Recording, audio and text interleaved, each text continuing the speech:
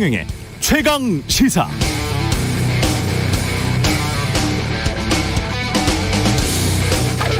네, 윤석열 대통령 당선인의 선출은 몇 가지 시사점을 줍니다. 첫 번째는 결국은 정권 교체론이 먹혔다. 두 번째, 정권 교체론의 핵심은 서울 부동산 민심이었다. 세 번째, 그러나 국민의힘의 예상과는 달리 겨우 이겼다. 네 번째, 안철수 후보와의 단일화에도 불구하고 신승을 했다는 것. 정권 교체를 해야 한다는 여론이 높았음에도 득표율이 과반에 미치지 못했다는 건 윤석열 당선인이 앞으로 채워가야 할 숙제로 남는다. 이렇게 판단해야겠습니다. 윤석열 당선인, 축하드립니다.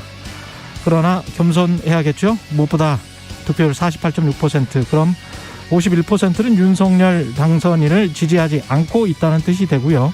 이 의미를 잘 새겨보시기 바랍니다. 누가 되든 현재의 국내외 정치 경제 상황을 감안하면 앞으로의 5년이 험난할 수밖에 없었습니다.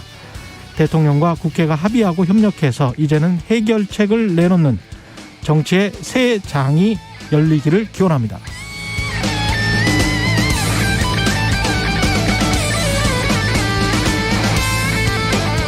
네, 안녕하십니까. 3월 10일 세상에 이익이 되는 방송 최경영의 최강시사 출발합니다. 저는 KBS 최경영 기자고요.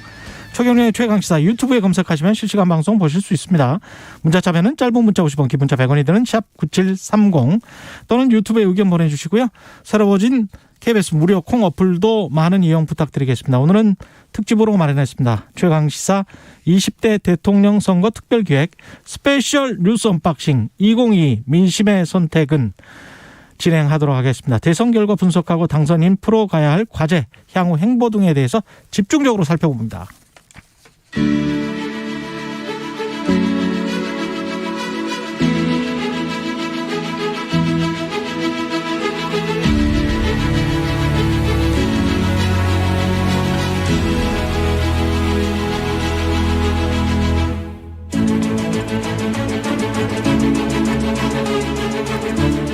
네, 국민의힘 윤석열 당선인 48.6% 1620만 여표를 얻어서 대한민국 20대 대통령에 당선됐습니다. 초박빙 접전 0.8%포인트 차니까요. 유권자의 선택이 무엇을 의미하는지, 대선 이후 전국 어떻게 또 전개가 될지요. 새 대통령의 과제 무엇일지 함께 분석하고 전망해 주실 네 분, 오늘은 스페셜하게 특별하게 네 분 모셨습니다. 민동기 기자 나오셨습니다. 안녕하십니까? 안녕하십니까? 김민하 시사평론가 나오셨습니다. 안녕하십니까? 안녕하세요. 대구 가톨릭대학교의 장성철 교수님 나오셨습니다. 안녕하십니까? 안녕하세요. 여론조사 메타보이스의 김봉신 대표 나오셨습니다. 안녕하십니까? 안녕하십니까? 잠들은 다 주무셨어요? 어떻게 어제 한숨도 못 자셨어요? 어떻게? 한숨도 못 잤습니다. 한숨도? 네. 제가 여기 오기 전까지 MBC에서 장 교수님을 봤거든요. TV에서 나오시는 걸? 그거 어제 밤에도 방송하고 집에 가서 이제 머리만 감고 지금 막 나왔어요. 머리만 감고. 네. 진짜 힘드시겠네. 김민하 평론가는 잔 건지 안 잔 건지 잘 모르겠습니다. 잠깐 졸았던 것 같아요. 네. 저도 그렇습니다. 잠깐 졸았습니다. 김봉신 대표는 어떠셨나요? 예, 거의 못 잤습니다. 거의 못 자셨군요. 정말 초접전이었는데 이 방송 3사 출구조사가 굉장히 정확했습니다. 결과들은 어떻게 보셨는지 궁금하네요. 누구부터 말씀하실까요? 진행자가 시키는 대로 말하는 거죠. 김민하 평론가부터 말씀하세요. 네. 정말 이 처음부터 끝까지 생전 처음 보는 대선이었다. 이런 감상이었고요. 마지막에 이제 두 후보 간의 이 격차도 이런 격차는 또 처음 봤다. 25만 표, 26만 표 차이로 당선이 됐다라는 거에 대해서는 정말 놀라운 일이다라고 생각하고, 그걸 또 시상파 3사 이 출구조사가 맞췄다. 역시 통계의 힘은 위대하다. 이걸 느꼈습니다. 그리고 이제 이게 아무래도 두 가지가 이제 좀 부딪힌 거였는데, 첫 번째로는 정권 교체 여론이라는 거에 있어서는 정권 교체가 필요하다라는 그러한 이제 어떤 이 민심이 결국은 이런 결과를 만들었다라는 게 첫 번째가 있는 거고요. 두 번째는 그러한 정권 교체의 민심이 반드시 윤석열 후보가 윤석열 당선인이 선거 기간 동안 보여줬던 그러한 정치, 그런 것과 일치하는 것이냐, 그런 걸 바라는 거였느냐. 그것은 아닐 수 있다라는 또 신호를 보여준 것이거든요. 복잡하네요. 그렇죠. 네. 그 두 가지를 종합을 하면 그래서 윤석열 후보가 앞으로 좀 이렇게 당선인이 해나가야 될 일들이 굉장히 많다. 굉장히 좀 험준하겠지만 그럼에도 불구하고 좀 헤쳐나가야 된다. 뭐 이런 상황이다. 이렇게 볼 수가 있겠습니다. 장성철 교수님 어떻게 보셨습니까? 놀랍다 이해가 안 간다라고 말씀을 드리고 싶습니다. 놀랍다 이해가 안 간다? 네. 이렇게 접전일 줄 몰랐고요. 예. 정권 교체 여론이 예. 지상 3파 여론조사에도 50대 35였어요. 그렇죠. 그랬는데도 불구하고 이렇게 예. 소수점 차이밖에 안 났다라는 것 자체가 솔직히 이해가 안 갑니다. 제가 분석을 잘 못하겠어요. 어떠한 이유에서 이런 일이 벌어졌는지. 오히려 이재명 후보가 예상보다 훨씬 더 많이 득표를 했다. 윤석열 후보는 정권 교체 여론에 거의 육박하는 그런 표를 얻었는데 예. 이재명 후보는 정권 재창출론보다 대략 예. 한 13% 더 높은 수치를 기록을 했거든요. 이걸 어떻게 해석을 해야 될지 잘 모르겠습니다. 왜 그랬을까요? 여론조사 기관 그 김봉신 대표 말씀도 듣고 싶고 민동기 기자 뭐 생각나는 게 있어요? 제가 어제 그 방송사 지상파 방송사 출구조사 발표할 때 다른 방송사에서 이제 다른 분들하고 흔히 말해서 개표 방송하고 있었거든요. 그렇죠. 근데 이게 국민의힘이 어쨌든 윤석열 후보가 굉장히 접전이긴 하지만 이기는 걸로 나오지 않았습니까? 그랬죠. 근데 제 앞에 이제 국민의힘 의원이 한 분 계셨는데 예. 거의 지는 어떤 그런 얼굴 분위기가. 안색과 네. 그리고 그 당사 연결할 때도 국민의힘이 굉장히 침울했고 오히려 민주당은 환호를 하고 송영길 대표는 눈물을 글썽이기도 했단 말이죠. 그래서 어제 그 예상 지상파 3사 출구조사가 발표됐을 때 그 분위기랑 아마 지금 장성철 교수님이 얘기한 지금 이런 잘 이해를 못하겠다. 이게 어느 정도 일맥상통하는 측면이 있는 것 같아요. 실제로 방송 들어가기 전에 이제 그 분들 그 국민의힘 의원하고 다른 어떤 그런 패널들하고 좀 얘기를 했었는데 대부분 조금 윤석열 후보가 어느 정도 격차를 내고 이길 것이다라고 전망을 하시더라고요. 예. 이제 그런 전망을 했다가 결과가 초접전으로 이기는 걸로 나오니까 그분들도 굉장히 당황했던 것 같습니다. 그렇군요. 네. 여론조사 기관에서는 계속 모니터를 하잖아요. 그 깜깜이 조사 기간에도. 근데 제가 사실은 취재를 했었던 바로는 그때 사전투표 당일날 3월 4일 5일이었나요? 붙었다. 붙었다. 그리고 수치를 이야기를 들었는데 뭐 완전히 붙어 있더라고요. 그래서 엄청나게 많이 따라붙었구나. 그런 생각을 했었습니다. 근데 어땠습니까? 추세가? 맞습니다. 그 깜깜이 기간 중에도 이제 계속해서 여론조사가 되고 방금 말씀하신 그 지상파 3사 뿐만 아니라 이제 JTBC 쪽에 있는 글로벌 리서치 전부 다 이제 조사를 진행을 하는데요. 방금 말씀하신 것처럼 완전히 붙은 결과 0.2%포인트 격차까지 붙어 있는 그리고 이제 소수점 첫째 자리까지도 완전히 동일한 그런 조사 결과도 일부 나왔는데요.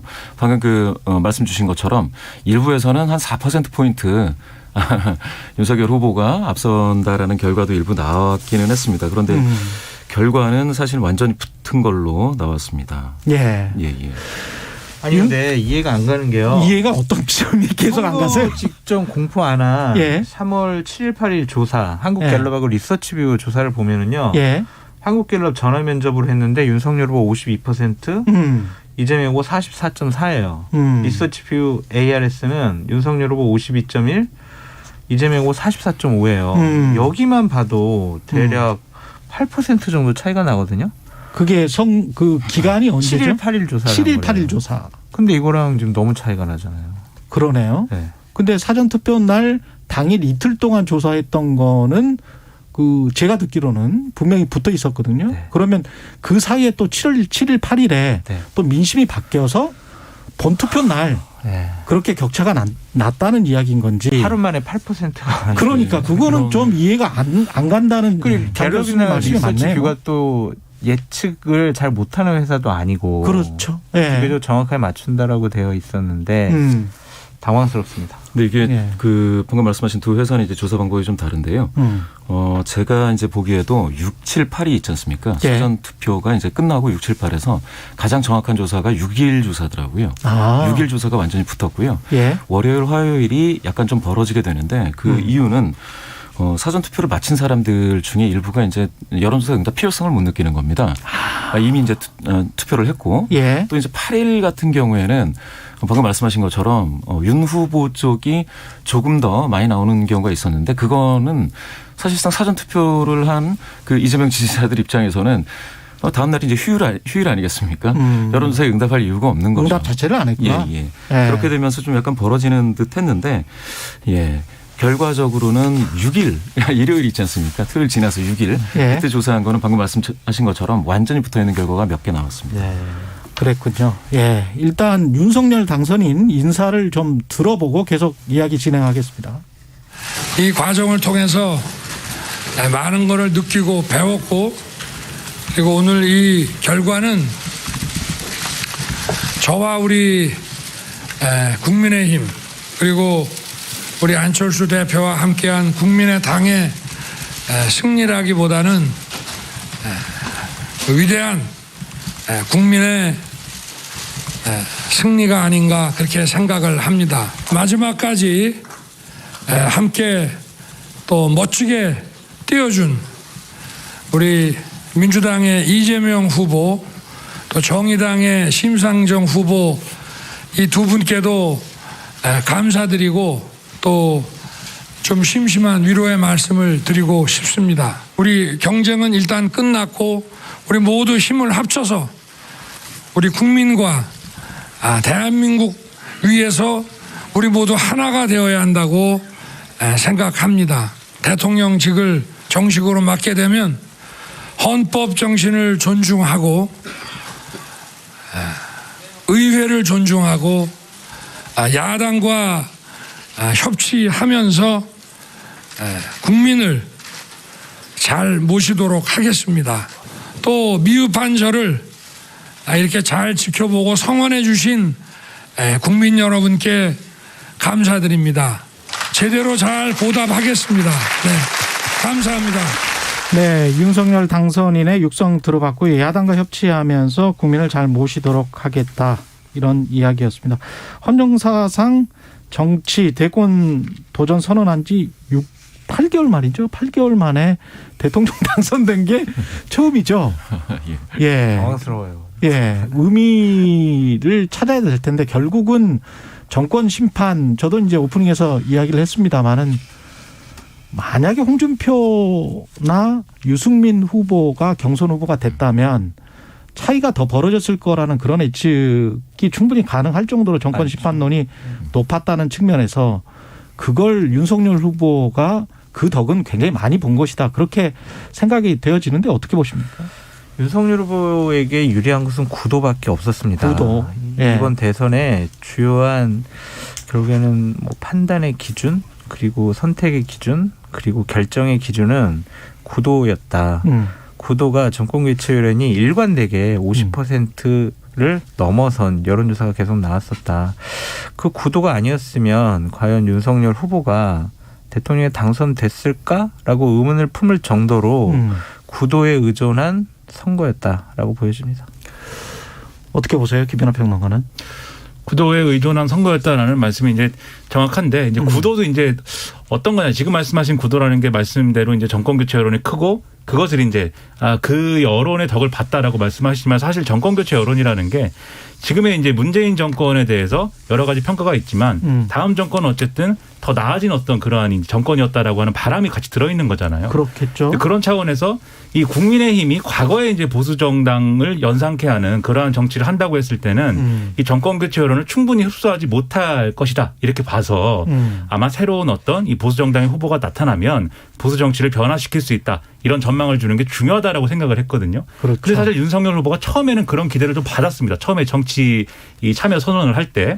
근데 이제 선거 캠페인을 진행을 하면서 이제 여러 가지 언행이라든가 어떤 정책적인 어떤 비전이라든가 이런 것들은 또 과거에 이 보수 정당의 그것과 거의 이제 비슷한 거 아니냐 또는 그것보다도 더 좀 태행적인 부분이 있지 않느냐 이런 평가들이 막 나왔었거든요. 그래서 예. 이 부분에서도 이제 결과적으로는 이 지금 장 교수님이 이제 정권 교체 여론을 지지하는 여론이 한 50% 이상 됐다 이렇게 말씀하시는데 그것도 여론조사상 많은 건 이제 55%까지 가는 여론조사도 있고 했거든요. 예. 그리고 이재명 후보하고의 격차가 이렇게 25만 표, 26만 표밖에 안 났다는 거는 결과적으로 정권 교체 여론을 다 흡수하는 것도 이제 좀 미달했다라고 저는 생각이 되고요. 그렇죠. 그리고 그렇게 된 것 중에 또 하나의 결정적인 이유가 이 결국 윤석열 후보가 구도의 수혜자이기도 하지만 그 구도 중에는 이제 젠더 갈등이라는 게 일부 작용한 측면들이 있었어요. 그러니까 이준석 대표가 처음에 대표가 될 때는 뭔가 보수 정치의 변화를 시사하는 그러한 어떤 이 사건이다라고도 사람들이 봤지만 예. 이게 선거 캠페인 뒤로 진행되면서는 그렇지 않았거든요. 이 보수의 내분을 초래하는 그런 거 아니냐. 예. 여기에 더해가지고 이 유권자 집단을 20대 남성과 여성으로 갈라가지고 20대 남성들만 이렇게 표를 모으면 된다는 그러한 정치 아니냐. 이런 인식이 있었기 때문에 20대 여성이 이제 역결집한 거잖아요. 예. 그런 것까지 종합해서 보면은 결과적으로는 정권 교체 여론을 충분히 흡수하지는 못했지만 그럼에도 불구하고 국민들은 정권 교체를 바랬고 정권 교체를 바라면서도 윤석열 당선인 이 선거 기간에 내놓은 전망만으로는 안 된다. 이 메시지를 분명히 줬다. 그래서 국민들은 상당히 현명한 선택을 또 했다. 이런 평가가 가능한 그런 대목인 것 같습니다. 저도 그런 것 같아요. 그러니까 선거 막판에 이준석 당대표는 느끼지 못했을지 모르겠지만 객관적으로 봤을 때 이준석 당대표의 언사들이 점점 더 역풍을 부르는 역효과를 부르는 가능성이 높은데도 계속 하더라고요.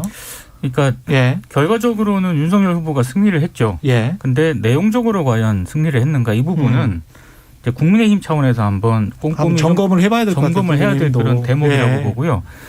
그럼에도 불구하고 그럼 이 정권 교체 여론이 확실히 높았다는 거 그런 아니겠습니까? 거는 사실이죠. 그러니까 세력을 선택을 한 거라고 봐야 될 것 그렇습니다. 같습니다. 근데 이제 민주당 이재명 후보 입장에서는 그러면은 이렇게 정권 교체 여론을 왜 돌파하지를 못했을까? 그걸 인물론으로 저는 돌파를 하려고 했었던 것 같아요. 민주당 입장에서는. 근데 그게 어느 정도 좀 먹힌 측면도 있고 그런데 대장동 의혹이 불거지면서 그 인물론이라는 게 제대로 부각되지 못한 측면이 가장 컸었고 초기부터 그렇습니다. 예. 그래서 그 차별화 지점을 제대로 이제 못 뒀던 것 같습니다. 그래서 정권 교체라는 어떤 구도 자체를 못 뛰어넘은 측면이 있고 다만 그럼에도 불구하고 아까 장 교수님하고 김연아 평론가도 얘기했지만 어제 그 국민의힘 의원이 그런 얘기를 하더라고요.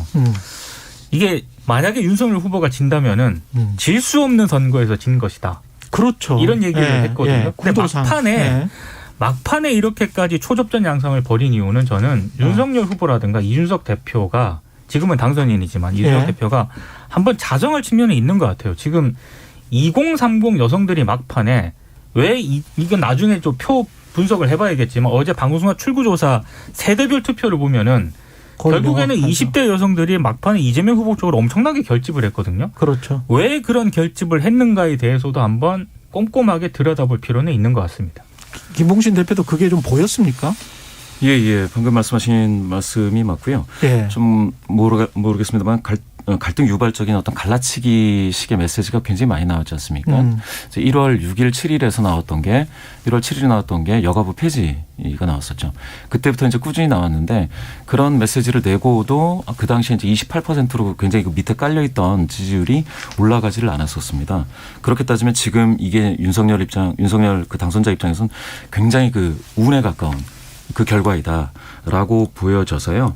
사실은 비전이 전혀 없는 회고적 투표 성향만을 자극해서는 사실은 이게 정권 교체 민심을 제대로 받아 안았다고 하기가 어렵죠.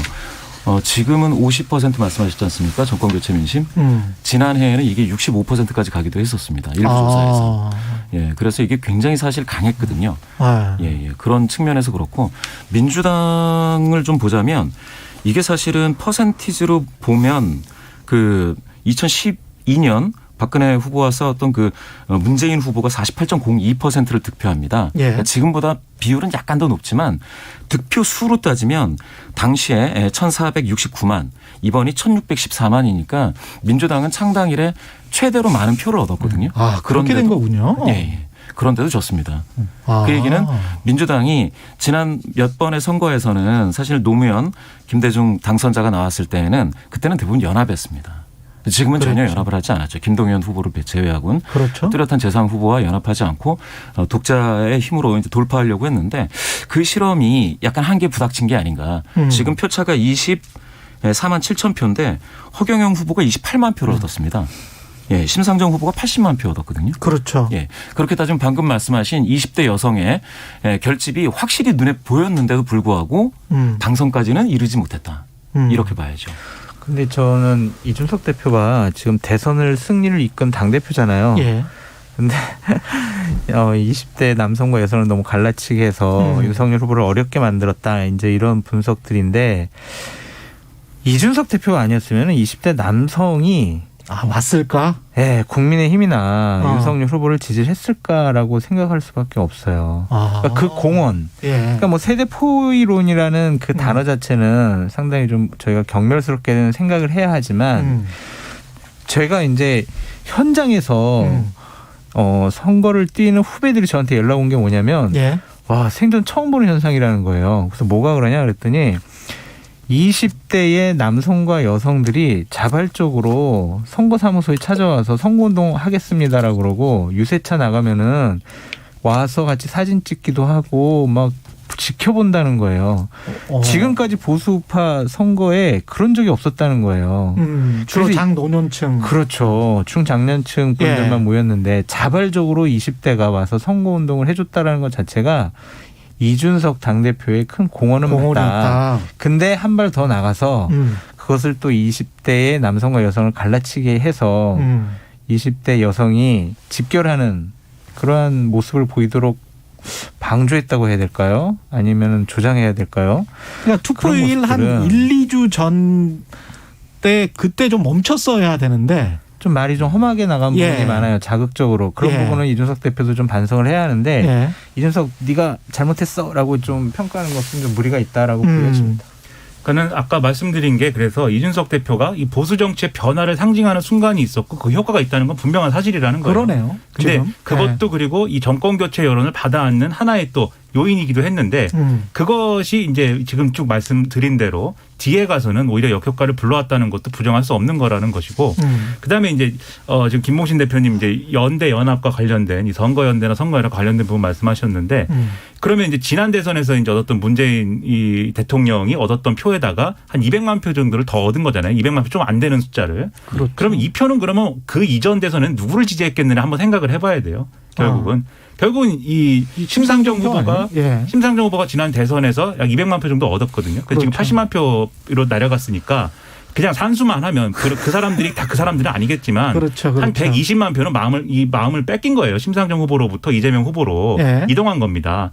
그런데 이재명 후보가 정말 마음에 들고 정말 저 사람이 내가 심상정 후보를 지지했던 그 마음을 실현해 줄 수 있는 그런 후보여서 지지했겠는가? 그게 아니고 이준석 대표로 상징되는 그런 뭐 여가부 폐지에 더해가지고 뭔가 지금까지의 어떤 여성 유권자들이 가져왔던 바람이 이제는 좀 이제 완전히 다 산산조각 나고 없어질 것 같은 공포감이 있었기 때문에 그 반대로 그래서 이재명 후보로 결집을 한 거거든요.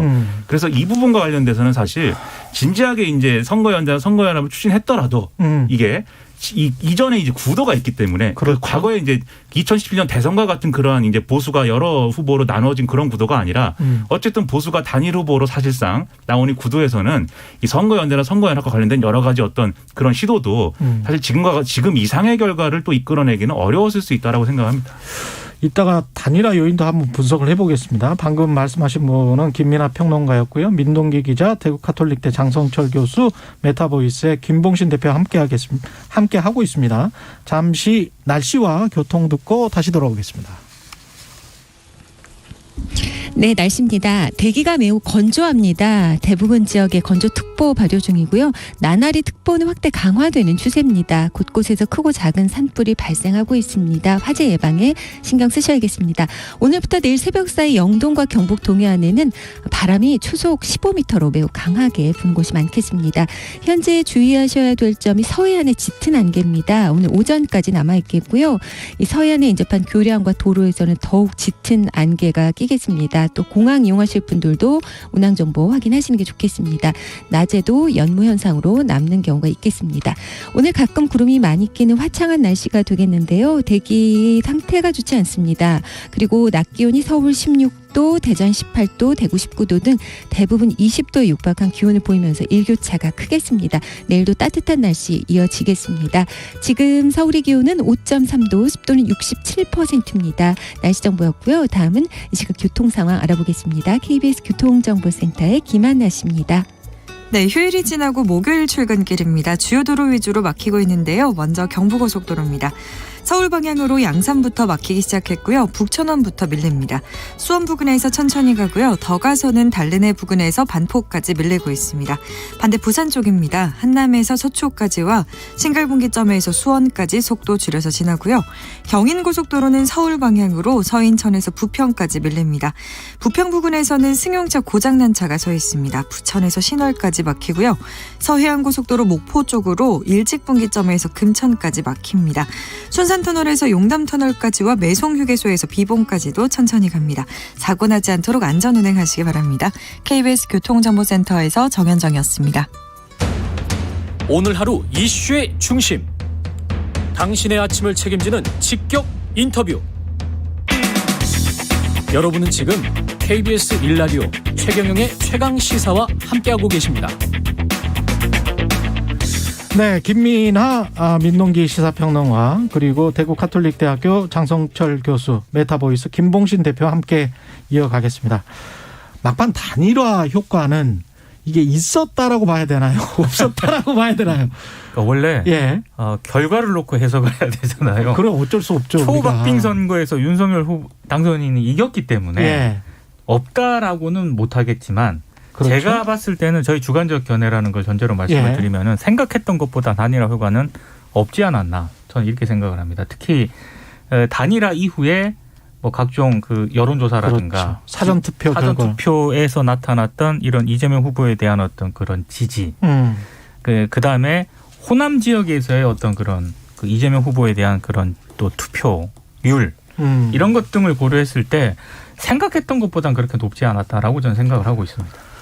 저도 마찬가지인데요. 그러니까 만약에 단일화 효과가 있었다라고 하면 두 가지 부분에서 있었어야 되는 거죠. 첫째는 안철수 후보가 그 전까지 가지고 있던 지지율에서 이제 상당 부분이 이제 윤석열 후보 지지로 옮겨갔어야 되는 게 첫 번째가 있고, 두 번째는 정권 교체를 바라고는 있는데 특정 후보에게 지지를 표명하기는 어려워서 단일 후보다라고 하면은 내가 정권 교체에 동조하니까는 그 후보를 지지해봐야겠다라고 마음을 먹고 부동층으로 남아있던 계층이 얼마나 흡수가 되느냐, 이 두 가지를 놓고 봤어야 되는데 결과적으로 보면은 안철수 후보가 갖고 있던 지지율은 그 이전에 이미 윤석열 후보를 야근장은 다 빠져나간 상황이었던 것 같고, 그래서 단일화를 하면서 안철수 후보가 사퇴한 이후에는 그 이제 안철수 후보가 갖고 있던 지지율 중에 당연히 이제 윤석열 후보로 간 것도 있겠지만 애초에 작은 이제 포션의 지지율에서 사방으로 좀 흩어지면서 이게 큰 효과를 보지 못했다라는 생각이 들고요. 그리고 이제 부동층에서 옮겨간 비율도 지금 보면은 결과적으로 보면은 그렇게 크지는 않았던 거 아니냐, 이런 생각을 할 수가 있고, 그래서 그렇게 해서 이 순풍이 불어야 될 대목에서는 바람이 좀 미미했는데 역풍은 좀 이렇게 좀 어느 정도는 확인이 되는 거죠. 사전투표에서 이제 호남 지역에 이제 아주 굉장히 집중됐던 투표율 상향이라는 게 결과적으로 안철수 후보가 사퇴하면서 일어난 일 아니냐, 이런 해석이 있기 때문에 이 결과적으로 이 두 후보가 단일화를 해서 이 이재명 후보 지지층이 결집하는 효과는 또 상당히 있었던 것으로 생각이 되기 때문에 결과적으로 더하기 빼기 해보면은 별로 윤석열 후보로서는 안철수 후보와의 단일화로 얻은 게 크지는 않지 않은가, 이렇게 좀 생각이 됩니다. 저는. 장성철 교수님. 저는 이 부분은 좀 더 심도 있는 분석과 연구가 필요하다고 봐요. 그러니까 흐름은 역풍이 있었던 것 같아요. 왜냐하면 윤석열 후보가 더 크게 벌리질 못했잖아요. 그렇죠. 근데 결과론적으로 해석을 하면요.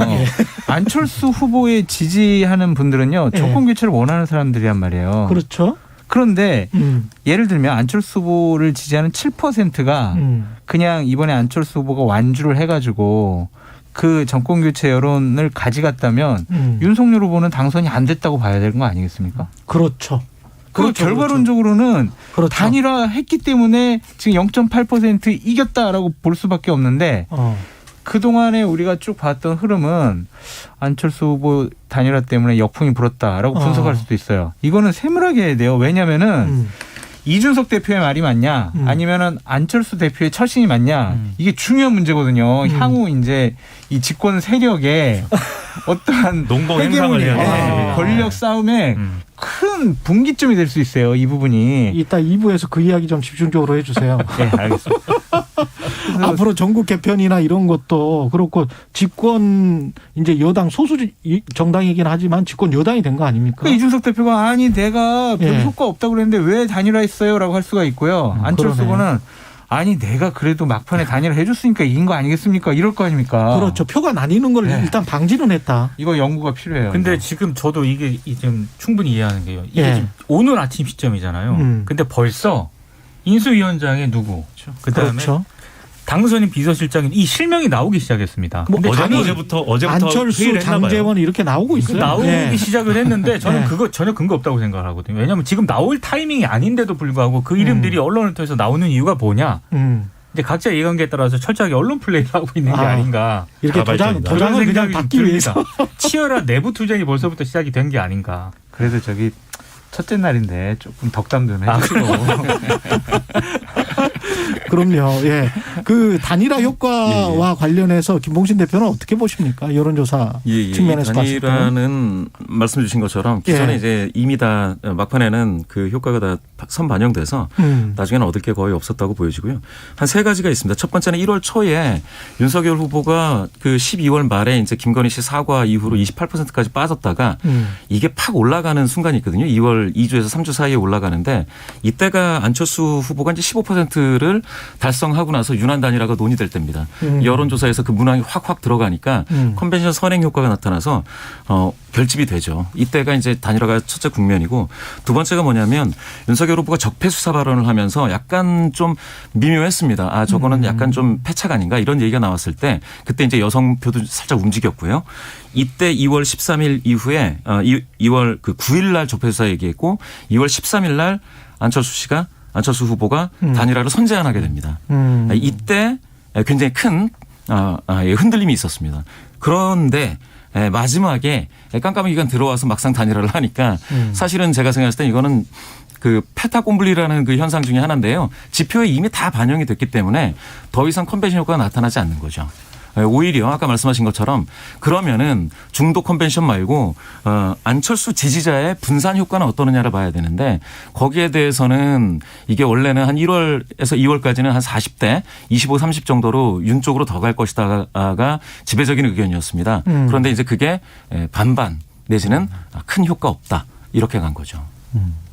지금 김영성님은 단일화 효과는 없는 거 아닌가요? 아마도 팽당할 듯 이렇게 말씀하셨고 조영수님은 단일화 효과 미미한 게 맞아요. 비슷한 의견이신데 허동님은 그런데 단일화 없었으면 졌을 거라 생각합니다. 윤석열 후보가. 평화론적인 분석. 예. 정정장님도 단일화 잘했다고 봅니다. 이렇게 팽팽하게 나뉘어지고 있습니다. 이 호남에서 기반을 어느 정도 닦았다. 근데 이준석 당대표는 한 30%까지 갈 수 있다 이 이야기는 했었는데 네. 그럼에도 불구하고 이제 10%를 넘었습니다. 어떻게 보세요 이 부분은? 그것만 해도 상당히 의미가 있죠. 예. 박근혜 전 대통령이 얻었던 수치보다 더 높은 수치를 얻었지 않습니까? 그것은 분명히 이준석 대표와 윤석열 후보 그리고 그 전에 있었던 김종인 위원장의 진정성 있는 모습에 호남 분들이 마음을 조금 더 열었다라고 볼 수가 있는데 예. 막판에 좀 기분이 많이 상하신 것 같아요. 이준석 대표가 너무 과욕을 부려서 좀 호남민들의 자존심을 상하게 할 만한 말들을 좀 많이 하셨잖아요. 30% 넘어서 35%까지 저희들은 예상합니다. 이게 가능하겠습니까 이게? 그러니까 이러한 부분들이 조금 이준석 대표의 리스크가 호남 민심에 좀 선반영된 것이 아닌가라는 좀 생각이 듭니다. 다른 분들은 어떻게 생각하세요? 짧게. 저는 이제 뭐 성과는 분명하다. 그 10% 넘은 것도 이제 성과이다라고 생각을 하는데요. 그럼에도 불구하고 왜 이제 그런 목표했던 20% 뭐 이렇게 충족시키지 못했느냐. 기본적으로 어려웠던 거기도 한데 좀 한계가 있었어요. 어떤 한계가 있었냐면 이게 호남 분들에게 어떤 이 좀 우호적인 접근을 하는 것은 괜찮았는데 윤석열 후보가 선거운동 과정에서 이제 가져왔던 호남 공략의 어떤 프레임이랄까 그런 건 뭐였냐면 지금 민주화 운동이라든가 과거의 이런 역사적인 사건의 재평가 이런 게 중요한 게 아니라 먹고 사는 문제 해결이 중요한 거 아니냐. 즉 호남의 경제적인 발전을 도모하는 게 더 중요한 거 아니냐라는 식으로 접근을 했거든요. 저는 그건 맞다고 보는데 그렇다고 하면은 그 메시지만 가지고 이제 승부하는 게 아니고 거기에 더해서 호남이 그동안 해왔던 정치적 선택과 어떤 정치적인 어떤 지향을 존중한다라는 게 같이 있어야 돼요. 그래야 그것들이 결합을 하면서 시너지를 낼 수가 있겠는데. 2부에서 계속 이어가겠습니다. 네. KBS 1라디오 최경영의 최강시사 1부는 여기까지입니다.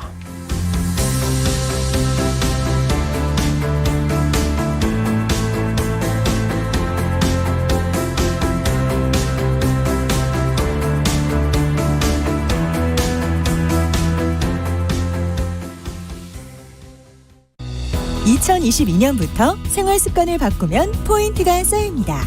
현금처럼 쓸 수 있는 탄소 중립 실천 포인트로 기분 좋은 소비하세요. 배달 음식은 다회용기로, 종이 영수증 대신 전자 영수증으로 간편하게, 무공해 자동차로 대여하고 리필 스테이션에서 화장품과 세제를 리필 받으세요. 기후변화에 대처하기 위한 탄소 중립 실천. 익숙해지면 일상생활이 됩니다. 탄소 배출은 줄이고 포인트는 늘리고, 미래를 위한 기분 좋은 탄소 중립 실천 포인트 적립. 지금부터 시작하세요. 이 캠페인은 환경부와 한국환경공단이 함께합니다. 대한가정의학회 이사장 선우성입니다. 우리나라는 OECD 국가 중 자살률 1위이며 자살의 제일 중요한 위험 요인은 우울증입니다. 의욕이 없고 우울하거나 짜증, 수면장애, 기억력 저하, 만성피로, 체중변화, 설명 안 되는 통증 등이 있으면 우울증을 의심해봐야 합니다. 우울증이 의심될 때는 집 근처 가정의학과, 신경과, 내과, 소아청소년과와 정신건강의학과에서 편하게 진료를 받으십시오. 그리고 가까운 사람과 대화를 많이 하세요. 우울증은 조기에 치료해야 합니다. 이 캠페인은 대한가정의학회와 함께합니다. 저는 송파구 보건소에서 2년간 코로나 관련 업무를 보고 있는 강연아입니다. 2022 KBS 연중기획 기억을 기록하다. 점점 하루에 건수가 늘어서 하루에 400명, 600명, 1000명 이렇게 늘다가 평일은 거의 밤 9시까지, 그리고 주말에도 6시까지 근무를 하면서 하루에 2000건 이상. 그래서 여름에는 정말 땀에 다 젖어서 얼음조끼를 속에 입어도 너무 더워서 힘들고요. 겨울에는 손가락이 떨어져 갈 것 같은 그런 심한 고통 추위에서 물론 오미크론 때문이고, 이 오미크론 변이는 단순히 확진자 숫자로만 위험성을 판단할 수는 방역 당국은 오미크론 변이 유행이 예상보다 길어질 수 있다며, 물론 보건소마다 그 입장은 다 다릅니다. 부스를 많을 때는 4개, 5개를 열고요. 1분에 빠르게 할 때는 2건의 검체를 할 경우도 있고요. 공중전화 부스에서 저희는 주로 하는데 팔을 한 번도 긴 고무장갑에서 뺀 적이 없습니다. 의료진이 의사, 임상병의사, 간호사 이렇게 도움 주시는 분들이 여러분 다 있으시지만 다들 너무 많은 검사 인원을 빠른 시간에 해결을 해야 하니까 검체를 한다는 건 구체적인 고통이 제일 많고요. 송파구 보건소 강연아 선생님은 말합니다. 선별 진료소에 늘어선 줄만큼이나 코로나가 길어지고 있습니다. 오미크론이라는 거대한 폭풍까지 몰아치며 끝이 보이지 않는 지금. 그래도 의료진은 포기를 모릅니다. 겁내지 않습니다. 이제 일상으로 가는 마지막 고비 앞에서 한 번 더 힘을 내려 합니다. 당신과 대한민국의 기억, KBS가 기록합니다.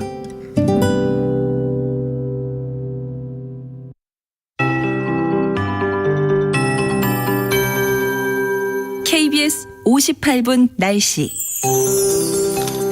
서해상에 안개가 유입돼 서해안으로 안개가 짙게 껴 있습니다. 이에 인접한 교량과 도로에는 주변보다 안개가 짙어서 교통 안전에 유의하셔야겠고요. 항공기 운항 정보도 확인하시는 게 좋겠습니다. 낮에도 연무가 끼는 곳이 있겠습니다. 오늘 이렇게 대다수 지역 미세먼지 농도 또한 높게 나타나겠습니다.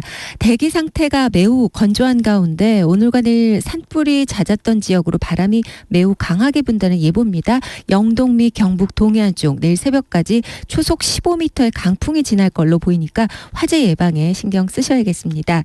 햇볕은 달콤하고 바람은 시원하다라는 식구가 있는데요. 오늘도 영락 없는 봄 날씨입니다. 따뜻한 남서풍과 일사의에서 한낮에 서울의 경우 16도까지 오르겠습니다. 이 밖에 강릉 21도, 대전 18도, 대구 19도 등 12도에서 21도의 분포를 보이겠습니다. 아침과 기온차가 상당히 크게 나니까 건강관리에 유의하셔야겠습니다.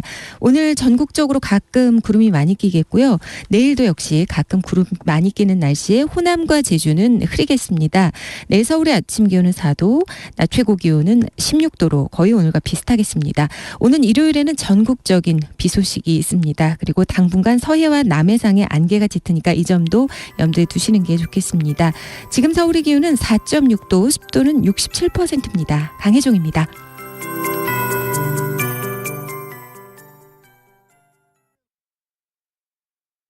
정성을 다하는 국민의 방송 KBS가 8시를 알려드립니다.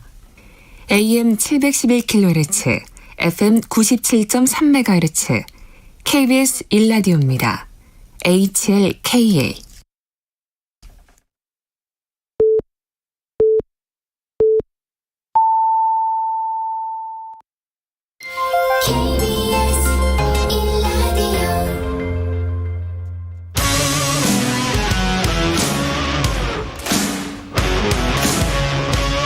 오늘 하루 이슈의 중심 최경영의 최강 시사.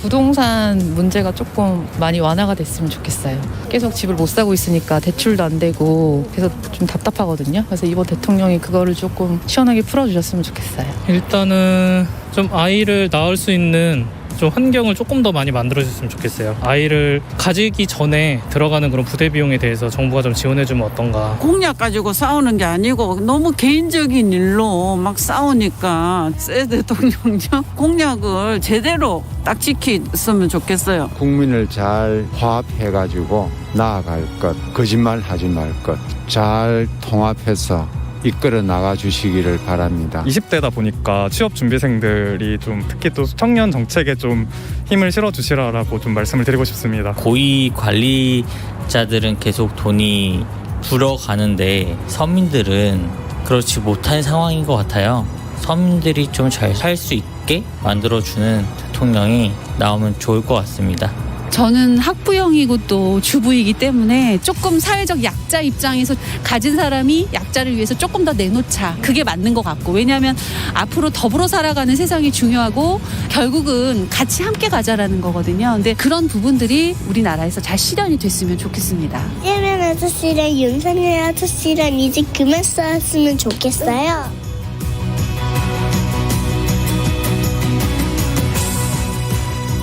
네, 2부 토크 이어가기 전에 이번 대선 승리 거머쥔 국민의힘 연결해서 승리의 의미 뭐라고 보는지 이야기 나눠보겠습니다. 국민의힘 김기현 원내대표 연결돼 있습니다. 안녕하십니까?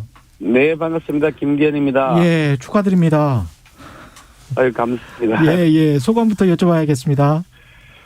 사실 그 당초 한 5% 내외 정도로 이기지 않겠냐 예상했는데, 막 그냥 아주 엎치락뒤치락하는 상황이 되어서 굉장히 가슴을 쓸어내렸고요. 그렇게 그걸 보면서 우리가 정말 자칫하면 큰일 날 뻔했구나. 또 우리가 느슨해질 뻔했구나 하는 그런 생각이 들었습니다. 그럼 여러 가지 악조건 속에서도 우리 국민들께서 윤석열 후보를 지지해 주신 데 대해서 진심으로 감사드리고요.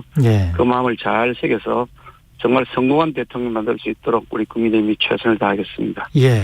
득표율 48.6%의 의미 그리고 0.8%포인트 차의 아주 근소한 차 이건 어떻게 받아들이시나요?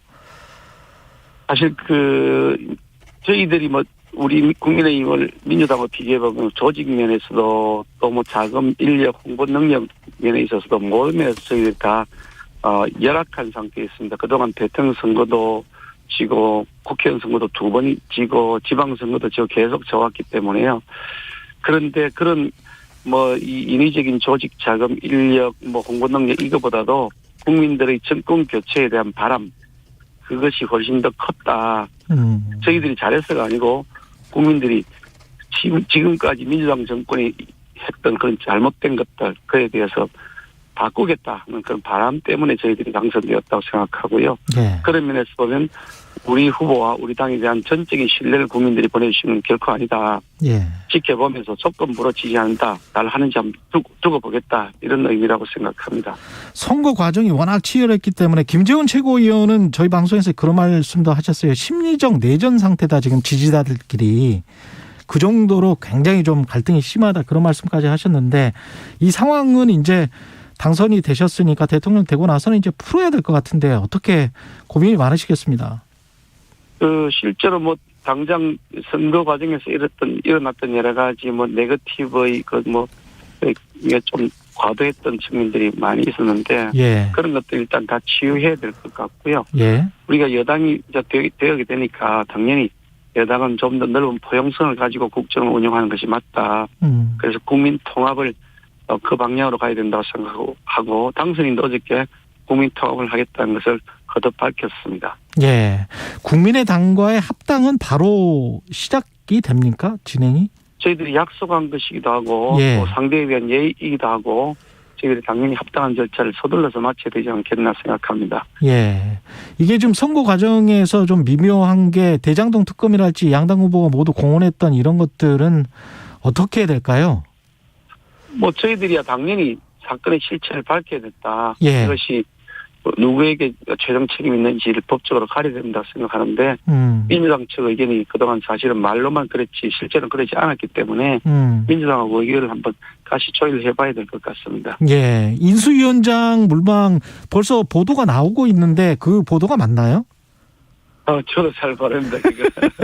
이건 당선인의 뭐 여러 가지 생각들이 있을 텐데 예. 제가 뭐라고 말씀드릴 수 있는 정보가 없습니다. 인수위원장은 당선인이 결정하시는 거죠? 당연히 그래야 되겠죠. 예. 정 운영의 철학과 예. 또 향후 정부 구성을 어떻게 할 것인지라고 하는 것하고 직접 연관되어 있는 그런 포스트니까요. 예. 그 자리에 맞는 분을 고르는 것은 당선인의 권한이 당연히 고유의 권한이 되어야 되겠죠. 그 초대 정부의 구성이랄지 내각도 이제 관심 사안인데 가장 중요하게 고려하시는 건 뭘까요?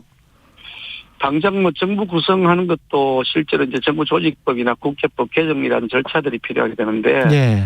지금 저희 당이 다 근데 뭐 다 포함했고 뭐 국민의당 합쳐도 110석 남짓 되거든요. 예.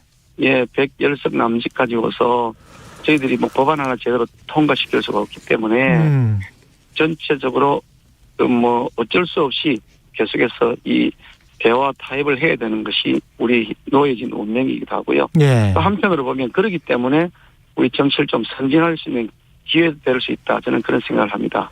민주당이 예, 그야말로 오만과 독선으로 자신들만의 그냥 어떤 점령구처럼 모든 걸 다 밀어붙였기 때문에 결국 오만과 독선에 대해서 국민들께서 심판하신 것이다. 예. 저희들은 그렇게 판단하고 있습니다. 그러니까 저희들은 국민들에게 화합하는 정치, 협치하는 모습 그것을 보여드리는 것이 선진 정치의 그 나아갈 방향이기도 하지만 우리 국민의힘이 다가오는 지방선거와 또 이어지는 총선거, 국회의원 총선거에서도 국민들이 지지를 받을 수 있는 그런 중요한 어떤 기준이 될 것이다. 그렇게 봅니다. 예, 알겠습니다. 여기까지 하겠습니다. 국민의힘 김기현 원내대표였습니다. 고맙습니다.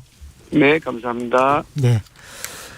예, 지금까지 김기현 국민의힘 원내대표 말씀 들어봤고요. 김민아 민동기 시사평론가 그리고 대구 가톨릭대 장성철 교수님 그리고 메타보이스 김봉신 대표와 함께 하고 있습니다. 지금 뭐 김기현 원내대표도 말씀하셨지만 110석 가지고 협치를 할 수밖에 없다. 앞으로 전국 전망은 어떻게 될 거라고 보십니까?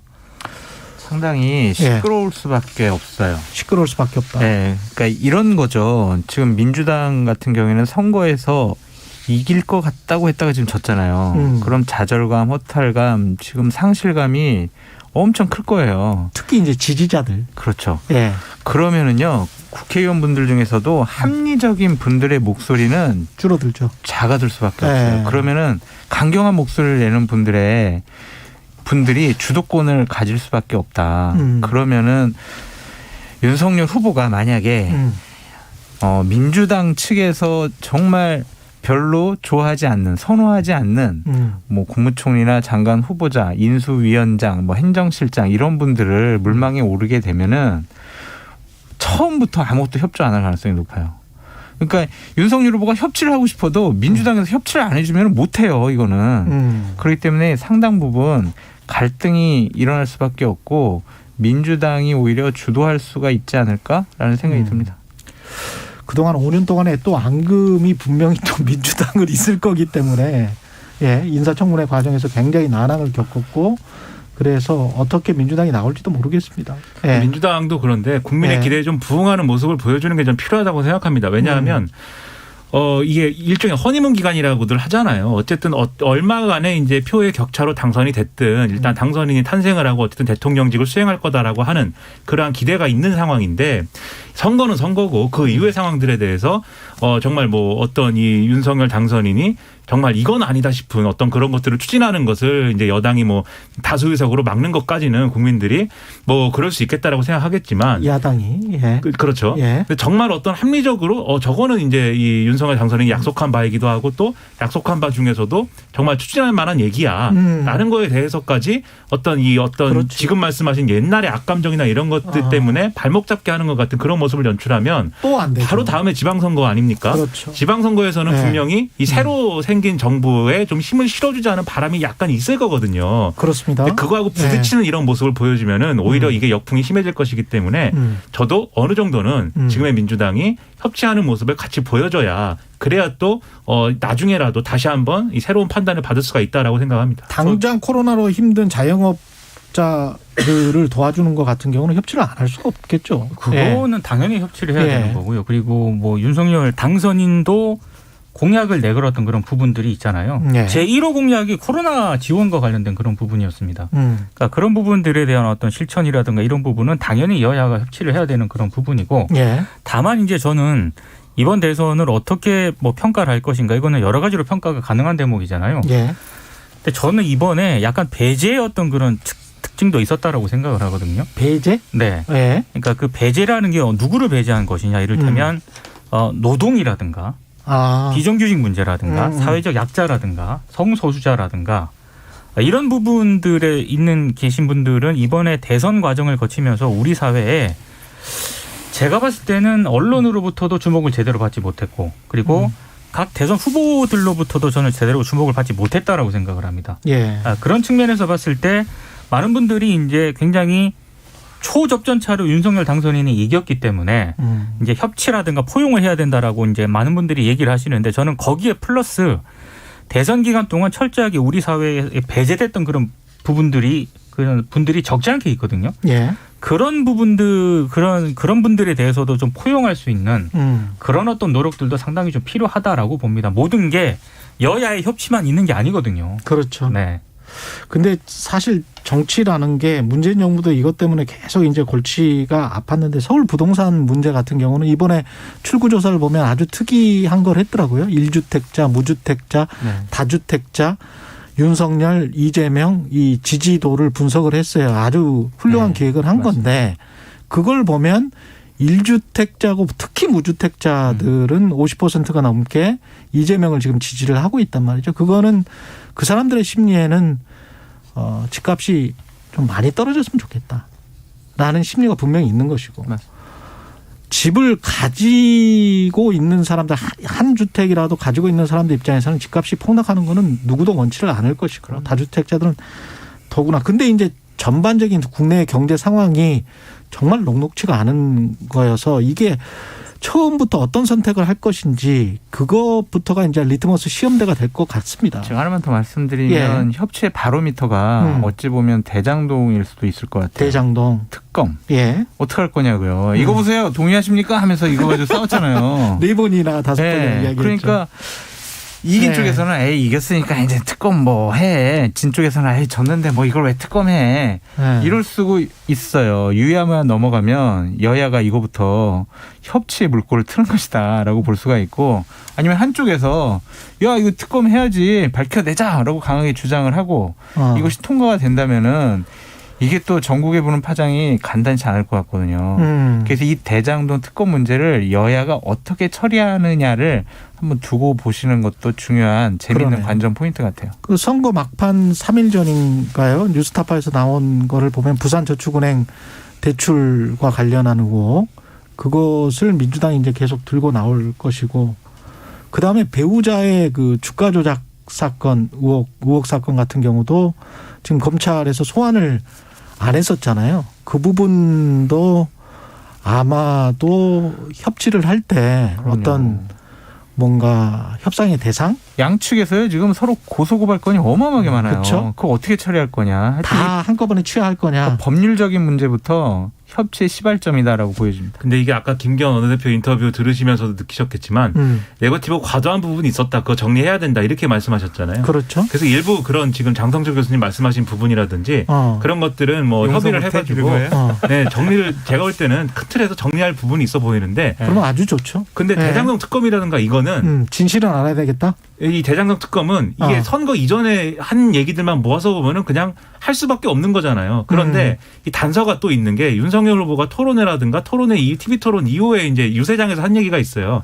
정권이 바뀌면 즉 윤석열 정권이 들어서면 검찰이 다 엄정하게 수사를 해서 밝혀낼 것인데 지금 특검을 하자는 것은 일종의 이 민주당의 꼼수 아니냐 이런 거였거든요. 정권 바뀔 걸 대비해 가지고 국회가 통제하는 특검 하자는 거 아니냐. 그 말을 했어요. 이렇게 얘기를 했기 때문에 선거 이후에는 각자 양쪽의 셈법이 둘 다 달라질 수가 있습니다. 그래서 이게 한쪽이 반대해서 특검이 안 된다기보다는 서로 그 부분에서 이해가 맞아가지고 안 될 수도 있는 거여가지고 저는 이게 과연 어떻게 될 것인가 상당히 흥미진진한 질문입니다. 윤석열 당선인 입장에서 대통령이 당선이 되고 어쨌든 국정 운영을 하려면은 지금 국회 다수 의석을 차지하고 있는 민주당과의 협치는 불가피하지 않습니까? 그렇죠. 민주당 입장에서도 그 윤석열 후보의 당선인이 추진하고 있는 여러 가지 정책들에 대해서 마냥 반대만 할 수만은 없는 것 같아요. 왜냐하면 이거는 그냥 하나의 가정이긴 합니다만 윤석열 당선인이 국회가 저렇게 매번 민주당이 반대한다고 가정을 했을 때 그러면 동원할 수 있는 게 뭐가 있을까요? 저는 사정기간 동원할 수밖에 없다고 보거든요. 그렇게 되면은 너무 무섭습니다. 전국이 거의 뭐 경색 국면으로 갈 수밖에 없기 때문에 이건 여야가 임 기자님 무서운 생각을 하셔요. 아니 그러니까 한번 상상을 해보는 거죠. 아니 근데 이게 선거 전에 사실은 많이 나온 이야기들이잖아요. 그러니까 그런 상황까지 가는 거는 굉장히 곤란하다 이런 말씀을 드리는 겁니다. 섬뜩합니다. 이제 또 고려해야 될 게요. 사실은 새로운 정부에서는 이게 바로 이제 조사가 들어갑니다. 기대감, 당선자 기대감, 그다음에 이제 취임하면 이제 긍정평가, 부정평가 이게 나오거든요. 이게 이제 과거에는 70% 이상, 80% 막 이렇게 올라갔었습니다. 근데 지금 이 정도의 근소한 격차로는 지금까지는 뭐 문재인 후보는 뭐 당시에 당선돼서 557만 표 차로 이겼지 않습니까? 지금 24만 표인데 그러면 이게 이렇게 안 올라갈 수가 있죠. 민주당 입장에선 그렇다고 해서 협치를 바란다고 모든 걸 다 협조적으로 할 수 없는 거는 그렇죠. 지방선거에서 그러면 대부분이 뭐 처참하게 깨져버리면 민주당이 지방 권력도 다 뺏기기 때문에 지상전에서 승리하려면 위에서는 싸워줘야 된다는 겁니다. 그러면 아까 말씀하신 그 대장동 이슈라든지 이런 것들에 대해서 어떻게 생각하면 할 말은 할 수도 있겠다라고 생각이 드는 거는 지금 정치 일정이라는 게 이렇게 빡빡하게 있다, 편성되어 있다 이 부분이 좀 있는 것 같습니다. 또 지방선거의 결과에 따라서 어떻게 정계 개편이 이루어질 수도 있겠습니다. 어떻게 보세요? 그런 부분들은 인위적인 정계 개편이 가능할 수도 있지 않는가. 뭐 윤석열 당선인이 후보가 대통령이 되면 선거 전에는 그런 이야기를 했었잖아요. 근데 그거는 정말 전국의 파탄? 완전히 급속 냉각? 그건 아무것도 안 될 것 같아요. 인위적 정계 개편을 한다고 하면 빼오는 거잖아요. 빼오는 거죠. 그럼 어떻게 빼오겠어요? 협박. 너 있잖아. 이거 보니까 이거 있잖아. 이럴 텐데. 무서운 말씀 또 하시네요. 이게 가능하겠습니까? 가능하지 않다고. 그러니까 지금 여당이 다수 의석을 갖고 있는 상황에서 이제 흔히 얘기하는 과거에 이제 그러니까 그런 식의 이제 여소야대를 뒤집기 위한 정계 개편이라 그러면 크게 대표적으로 두 가지 모델이 있는 거잖아요. 3당 합당이라는 모델이 있었고 열린우리당 창당이라는 모델이 있었는데 전자의 경우에는 별다른 이런 이 정치적인 명분 없이 인위적으로 어떤 이해관계를 맞춰가지고 각 당을 이제 통합한 거였고 그다음에 열린우리당 창당이라는 거는 정치 개혁을 해야겠다는 목적을 갖고 그것에 대한 굉장한 공감대를 바탕으로 해서 거의 다수 여당을 만들어버린 상황이었던 거잖아요. 그래서 이게 두 개가 다른데 근데 지금 상황을 보면은 이 3당 합당식 그러한 합당을 할 만한 파트너들이 없는 거고 국민의당 외에는 그리고 국민의당이 과거에 3당 합당처럼 이제 나머지 당들처럼 큰 어떤 그런 의석을 가지고 있는 당도 아니고 그렇죠. 그런 것들은 제한적인 것이고 그리고 열린우리당 창당이라는 거는 방금 말씀드렸듯이 명분이라는 게 있어야 되는데 첫째로 지금 윤석열 후보가 이전에 이제 선거 과정에서 얘기했던 명분이라는 거는 굉장히 불순한 세력, 비정상적인 세력이 문재인 정권의 중추였기 때문에 그들을 배제하고 나머지를 뭉치자 뭐 이런 얘기였거든요. 근데 이게 선거에서 논리로는 있을 수 있어도 선거 끝났는데 그 논리를 계속 펴가지고 정계 개편을 하겠다는 건 제가 볼 때는 불가능한 얘기고 그리고 여당이 다수 의석을 가지고 있는 이 상황에서 여당 입장에서는 2년 동안 단일 대우를 일단 유지하면서 이 정치력을 발휘해가지고 역전의 기회를 모색하는 것이 훨씬 더 이제 좀 합리적인 대안인데 그걸 버리고 윤석열 후보가 만약에 이 당선인이 정계 개편 시도를 했을 때 거기에 동조한다는 것은 상상하기 어려운 좀 비합리적인 선택일 것이다. 그래서 만약에 정계 개편 시도를 한다면 오히려 지금의 국민의힘이 분열될 가능성이 저는 더 크다 이렇게 보기 때문에 어려울 거다라고 생각합니다. 또 봐야 될 게 안철수 국민의당과의 그 세력과의 어느 정도 지분을 가지고 공동정부를 구성하느냐. 그리고 이른바 이제 선거 때 나왔던 윤핵관이라는 분들이 어느 정도로 전면에 부상하느냐. 그것도 굉장히 그거는 관심사입니다. 조만간 구성될 인수위원회가 있습니다. 예. 그 인수위원회에 어떤 인물들이 들어가는가 그 면면을 들여다보면은 대충 이렇게 짐작이 좀 가능하지 않을까 싶습니다. 벌써부터 이름들이 막 언론에 오르내리더라고요. 제가 보니까. 인수위에 있어봐서 아는데요. 인수위의 핵심은요 행정실장이에요. 행정실장. 인수위원장은 그냥 얼굴마다. 그리고 행정실장이 모든 걸 다 총괄해요. 그러니까 뭐 당의 사무총장 같은 그런 역할이죠. 선대위의 선대본부장 같은 역할 행정실장이에요. 그래서 행정실장이 누가 되느냐도 좀 지켜봐야 될 것 같은데 앞으로는 한동안은 인사가 어떻게 될 것이냐 그리고 주요한 사람들의 거치가 어떻게 될 것이냐 이게 상당히 제일 중요한 관심 포인트다라고 말씀드립니다. 그리고 우크라이나 지금 전쟁 상황에서 사람들이 전쟁과 평화 사이에서 이제 많은 생각을 하게 되는 이번 선거였는데 BBC의 로라 비커 기자도 그렇게 이야기를 해놨더라고요. 윤석열 후보의 당선을 언급을 하면서 전임자인 문재인 대통령과 정반대의 대북 정책을 지향하고 있는 것으로 보인다. 예, 이렇게 이제 묘사를 해놨던데 이것이 미국과 또 특히 이제 그 기사에 보면은 중국과의 관계에서 어떤 식으로 풀어가질지 그게 또 경제에 미치는 영향도 있기 때문에 참 고민스럽습니다. 이 문제도. 예. 그렇죠. 윤석열 후보가 이런 얘기를 한 적이 있죠. 계속 얘기를 했습니다. 전문가들의 의견에 따라가지고 전문가 중심의 어떤 그런 정책을 펴겠다라고 얘기했는데 그 전제로 놓고 보면은 지금 구도는 이 국제 정치의 구도도 정해져 있는 거잖아요. 이제는 신냉전으로 진입하고 있는 것이고 마치 이제 어느 한쪽 편을 꼭 들어야 될 것 같은 그런 상황이 전개되고 있는데 거기서 또 그냥 한쪽 편을 그 대세를 따라서 드는 것이 국익에 다 맞는 거냐 그렇지도 않은 거지 않습니까? 그래서 전문가들이 나름대로 가지고 있는 식견이라든가 이런 게 있어요. 예를 들면 외교 관계에서 어느 한 편이 되는 것을 불가피할 수도 있겠지만 그것을 꼭 예를 들면 미국과 한 편이 돼야겠다라든지 또는 중국과 한 편이 돼야 되겠다든지 아니면 양쪽을 등거리 외교를 해야겠다든지 이런 1차원적 얘기가 아니고 이 큰 어떤 외교 정책에서의 이 한국이 추구하는 가치라든가 이런 것들이 뭐냐 이걸 중심으로 해가지고 주변국들과 동맹국을 설득하는 그런 과정이 필요하다라고 지금 제안을 많이 하고 있거든요. 그렇죠. 그래서 그런 제안을 따라가면서 윤석열 이 당선인이 선거 과정에서 했던 이런 얘기와는 좀 다른 것들을 펼쳐가는 게 중요하다고 생각합니다. 선거 과정에서 했던 이야기를 꼭 지키실 필요는 없어요.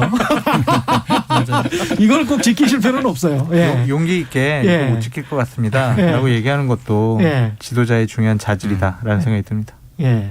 다른 분들은 어떻게 생각하십니까? 이 외교 문제는 굉장히 좀 중요해서 그리고 대북 관계도 그렇고 당장 지금 바이든 미국 대통령이 조만간 지금 정상회담을 준비할 거라는 얘기도 있지 않습니까?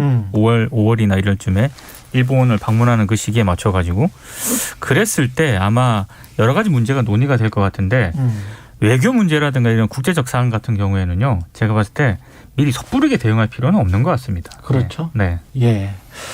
경제 문제도 어떻게 잘 풀어나갔으면 좋겠고요. 예. 전문성을 바탕으로 잘 좋은 분들을 많이 등용을 했으면 좋겠습니다.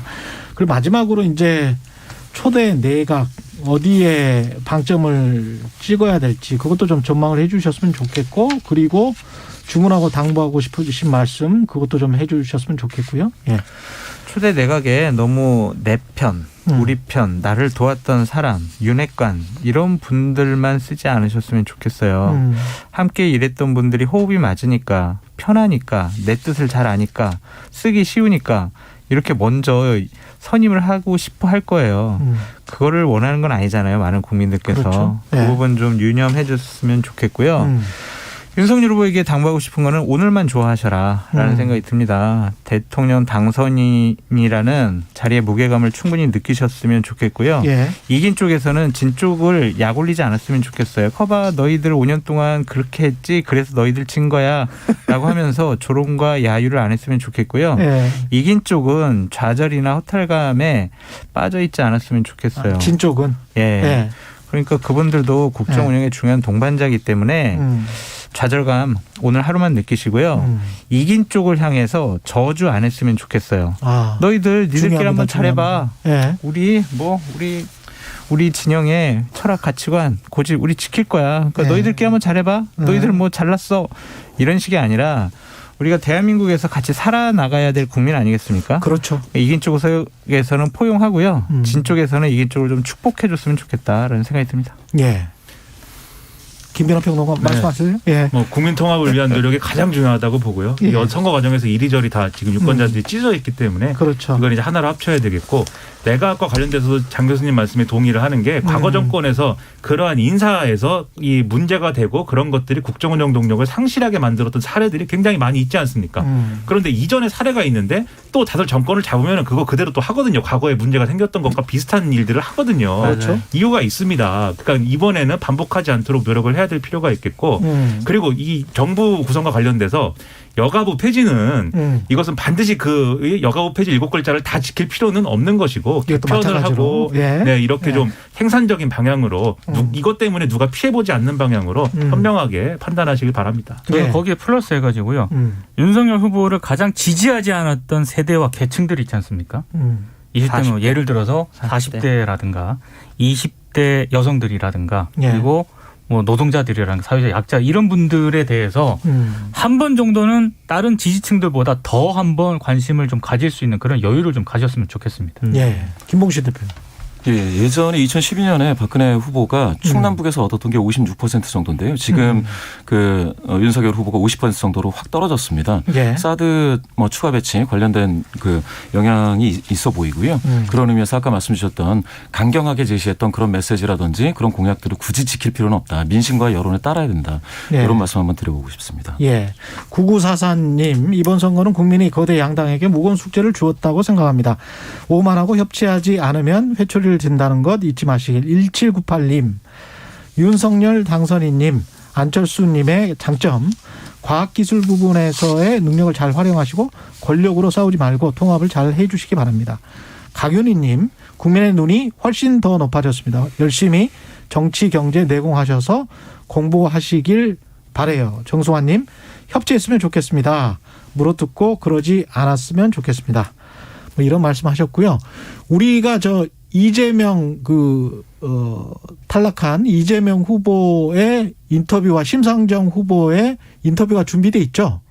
예, 이걸 끝으로 듣고 지금까지 김민아 민동기 시사평론가 대구 카톨릭대 장성철 교수님 그리고 메타보이스의 김봉신 대표와 함께했습니다. 예, 고맙습니다. 고맙습니다. 감사합니다. 국민 여러분. 최선을 다했지만 기대에 부응하지 못했습니다. 모든 것은 다 저의 부족함 때문입니다. 여러분의 패배도 민주당의 패배도 아닙니다. 모든 책임은 오롯이 저에게 있습니다. 윤석열 후보님께 축하의 인사를 드립니다. 당선인께서 분열과 갈등을 넘어 통합과 화합의 시대를 열어주실 것을 간곡히 부탁드립니다. 여전히 우리 국민을 믿습니다. 우리 국민은 위대했습니다. 코로나 위기 상황에서도 높은 투표율로 높은 민주의식을 보여주셨습니다. 성적표가 솔직히 아쉽습니다마는 저와 정의당에 대한 국민의 평가인 만큼 겸허히 받들겠습니다. 이미 각오를 하고 시작한 선거였습니다. 지지율이나 유불리에 연연하지 않고 대한민국이 나가야 할 길 그리고 정의당의 역할에 대해서 소신과 책임을 갖고 말씀드렸습니다. 불평등과 기후위기 그리고 정치개혁과 다원적 민주주의를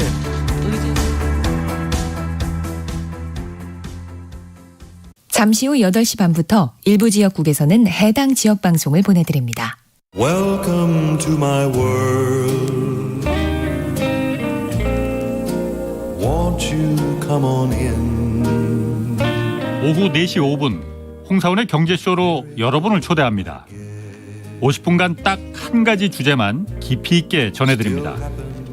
경제는 무조건 홍사원의 경제쇼를 들으셔야 합니다. Step into my heart.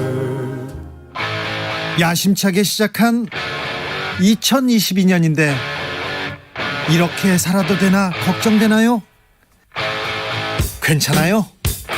잘하고 있어요. 진짜 시작은 지금 이 순간부터. 매일 오후 5시 5분 매일 함께 주진우 라이브.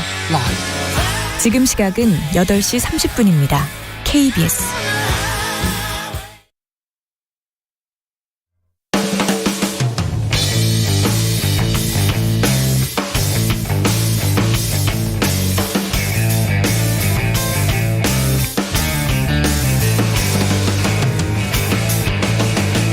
최경영의 최강 시사.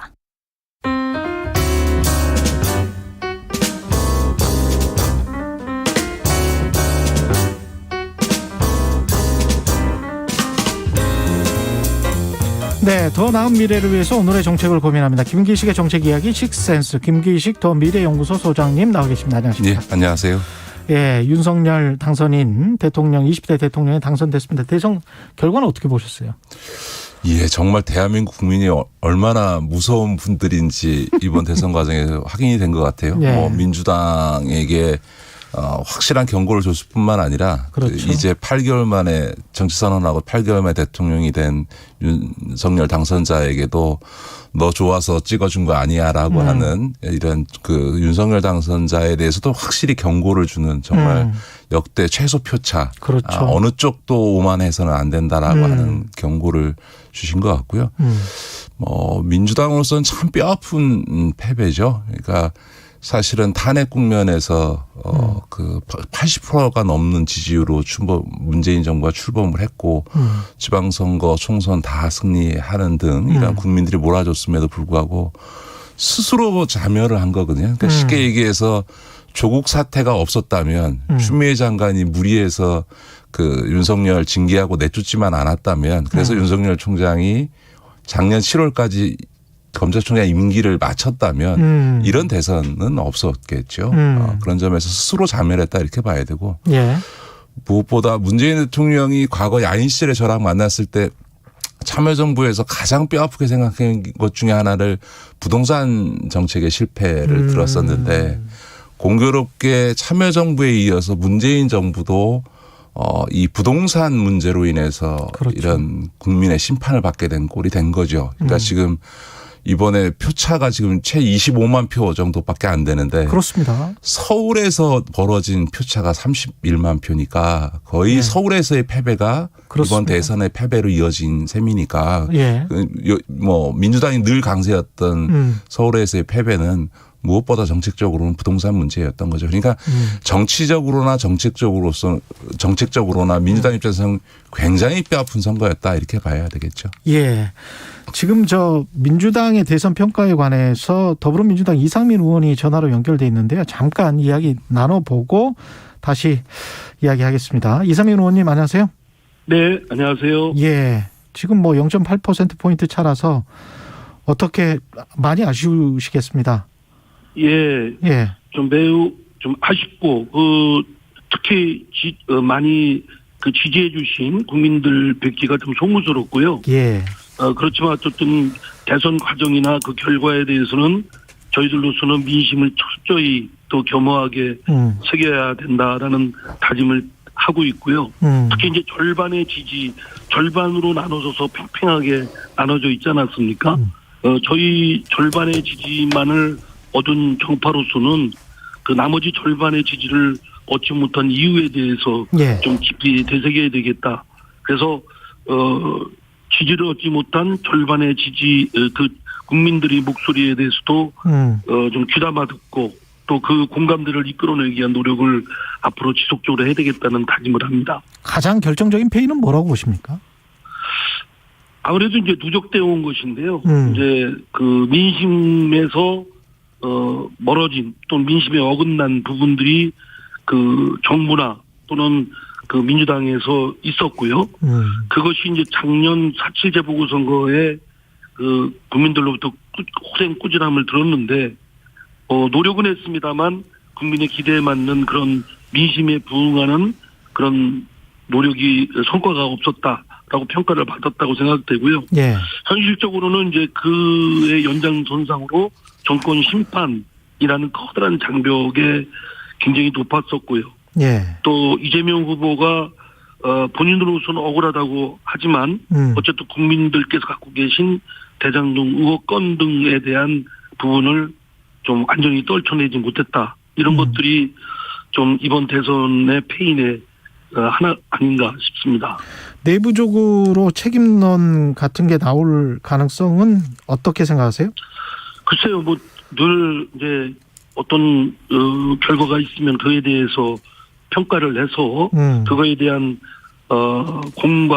공이나 뭐 과를 따져야 되겠고요. 특히 예. 이제 이번과 같은 대선 패배에 대한 매우 큰 아픔에 대해서는 좀 면밀히 좀 살펴봐야 되겠죠. 예. 그러나 다만 이제 어제 결과가 오늘 새벽에 났던 것이고 예. 당으로서는 엄청난 지금 뭐 타격을 받은 입장이기 때문에 예. 또 당으로서는 당대표나 뭐 후보자나 또 모든 당원들이 총력을 기울여서 이번 대선에 임했기 때문에 지금은 어떻게든 좀 마음을 좀 수습하고 그리고 나서 좀 논의를 진지하게 해야 될 것으로 생각됩니다.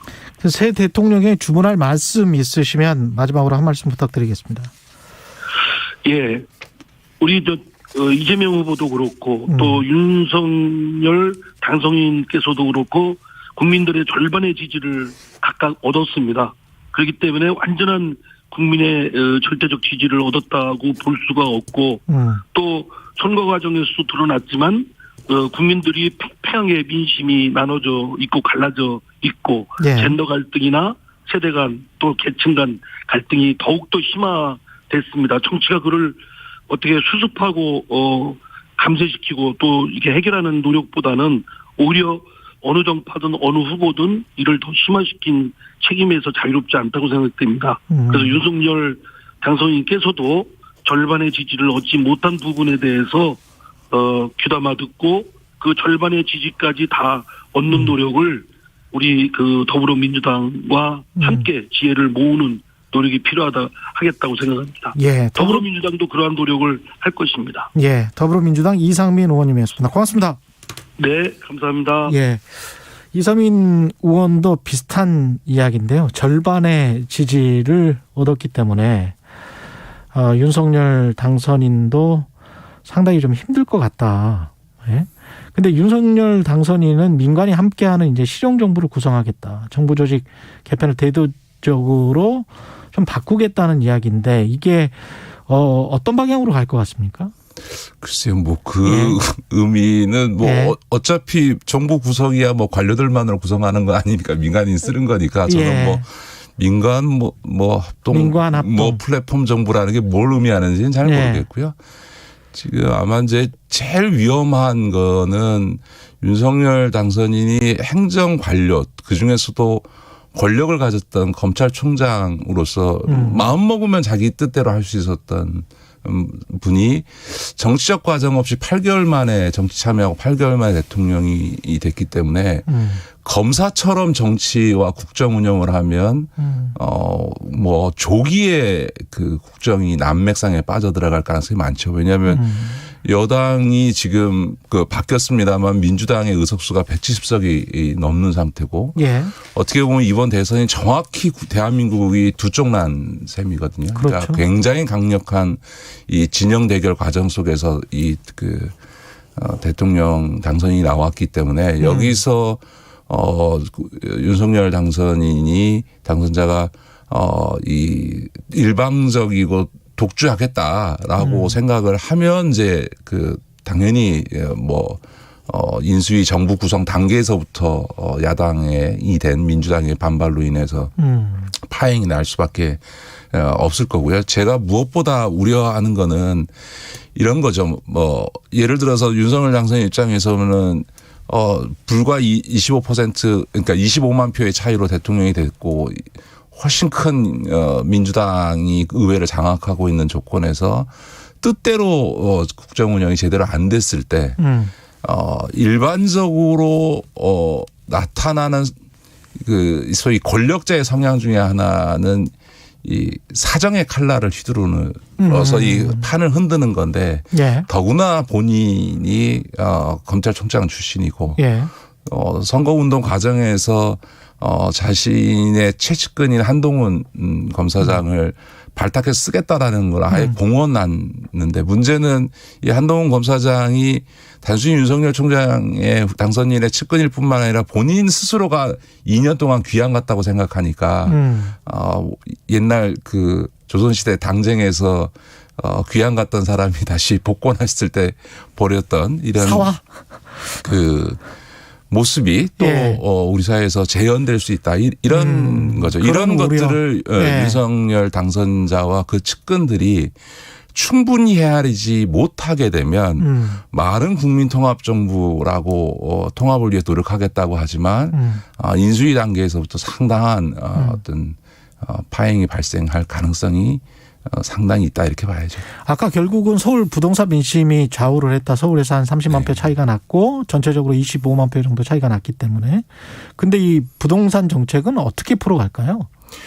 예, 뭐 부동산에 대해서는 종부세 폐지하겠다부터 시작해서 그동안 사실은 윤석열 당선인을 보면서 제가 느끼는 거는 뭐 이번 대선 전체가 그랬습니다만 이 방송을 들으시는 청취자들께서도 윤석열 당선자가 무슨 공약을 했는지 기억하시는 게 거의 없을 겁니다. 물론 저는 이재명 후보의 경우에도 가장 기억나는 공약이 탈모 공약으로 사람들에게 회자될 만큼 이게 그 국가적인 어젠다 그리고 시대 정신을 관통하는 공약 하나 없이 치러진 대선이고 특히나 윤석열 당선인은 거의 문재인 정부가 한 것을 다 원위치시키겠다라는 것 이외에는 기억나는 게 없거든요. 예를 들어 종부세 없애고 탈원전했던 거 다시 원전건설을 하겠다고 하고 공수처도 뭐 조금 노력해 보이지만 안 되면 없애겠다고 하고 그러니까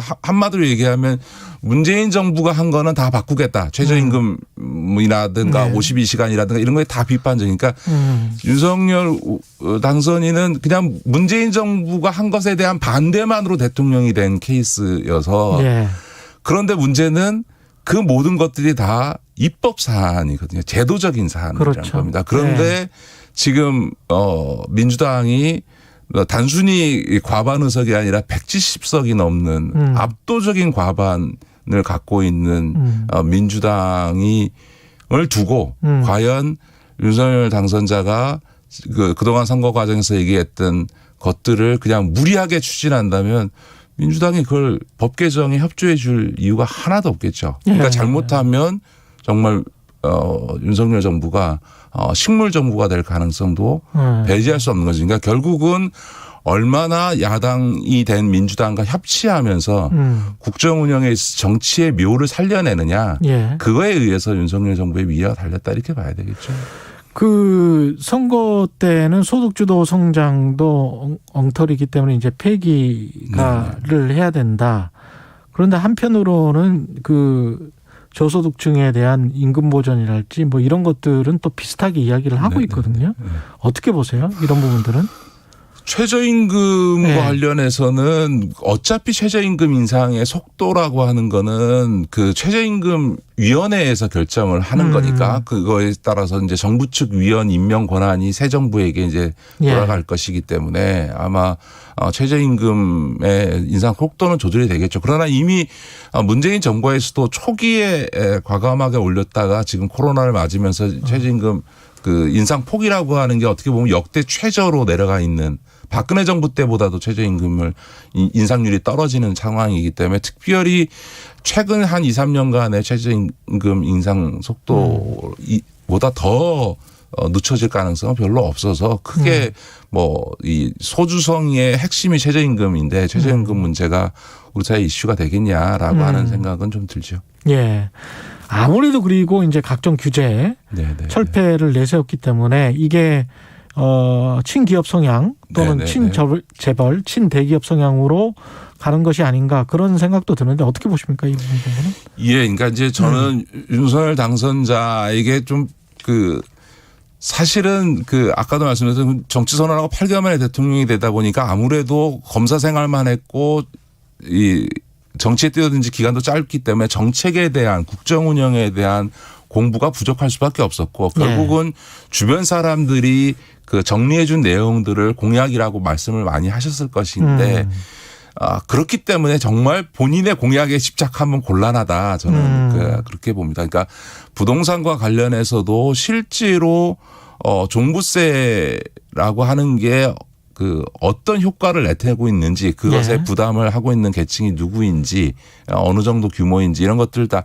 파악해야 되고 무엇보다 앞서도 말씀드린 종부세가 됐든 각종 규제와 관련된 부분이 대부분 다 법률 개정 사안인데 민주당이 동의하지 않고는 법률을 개정할 수는 없는 거거든요. 그러니까 대통령이 입법과 관련해서 갖고 있는 유일한 권한은 거부권만을 갖고 있을 뿐이지. 그러니까 예를 들어 민주당이 통과시킨 법안을 거부할 권리는 있을지 몰라도 민주당의 반대 하에서 처리할 수 있는 법은 단 하나도 없는 거거든요. 그럼 결국은 민주당과 협의하에 일정한 타협이 불가피한 거죠. 근데 검사에게 있어서 타협이라고 하는 거는 불의와 야합하는 거다라고 하는 의식을 갖고 소위 20몇 년을 공직 생활을 해온 사람이기 때문에 타협에 익숙하지 않은 사람이거든요. 그러니까 실제로 윤석열 당선인이 지난 경선 기간을 보면 김종인 씨와의 관계나 모든 부분에서 타협하지 않으면서 사실은 그냥 무난히 이길 수 있는 선거로 여기까지 왔다 이런 평가들이 시사평론가들한테서 많이 있지 않습니까? 그런 점에서 보면 국정 운영에 있어서의 타협이라고 하는 건 불가피하다라고 하는 것을 윤석열 당선인이 얼마나 빨리 이런 터득하고 스스로 받아들이느냐 그게 제일 중요하겠죠. 자영업 문제가 당장 이제 이슈가 될 거예요. 네네. 코로나가 거의 끝나가면서 공정한 손실보상을 헌법상에 보장하는 공정한 손실보상을 약속을 했는데 이거는 제대로 지켜질까요? 조금 더 자영업자들에 대한 손실보상의 대상과 지원금 규모는 늘어나겠지만 윤석열 당선인이 계속 언급한 것은 보편적 지원보다는 이 선택해서 실제 선별 지원하겠다라는 생각을 분명히 밝혔었는데요. 손실만큼. 근데 실제로 이제 집권을 해서 그걸 집행하려고 하면 선별을 하려면 선별의 기준을 정해야 되고 또 어느 정도까지를 손실로 볼 거냐라고 하는 거에 있어서 본인도 법률가이기 때문에 손실 보상이라고 했을 때 그러면 그 손실을 입증해야 되는 문제부터 시작해서 사실은 행정적으로 집행하는데 굉장히 어려움이 있을 겁니다. 그렇습니다. 그리고 그런 점에서 왜 문재인 정부도 자영업에 대한 충분한 보상을 하겠다고 하면서도 이렇게밖에 지원을 할 수 없었던지를 곧 깨닫게 될 거다. 그리고 제가 이 방송에서도 누차 말씀드렸던 것처럼 아주 치명적으로 타격을 받은 자영업자들이 있는 것은 분명하지만 사실은 이미 80-90%의 자영업자들은 다 코로나 이전의 매출과 소득으로 이미 다 복귀했다. 이제 그걸 선별하다 보면 오히려 새로운 이제 불만과 민원이 나오겠죠. 알겠습니다. 여기까지 듣겠습니다. 식센스 더 미래연구소 김기식 소장이었습니다. 고맙습니다. 네, 고맙습니다. KBS 1라디오 최경련의 최강시사 듣고 계신 지금 시각 8시 48분입니다. 최경영의 최강시사는 여러분과 함께합니다. 짧은 문자 50원, 긴 문자 100원이 드는 샵 9730. 어플 콩과 유튜브는 무료로 참여하실 수 있습니다.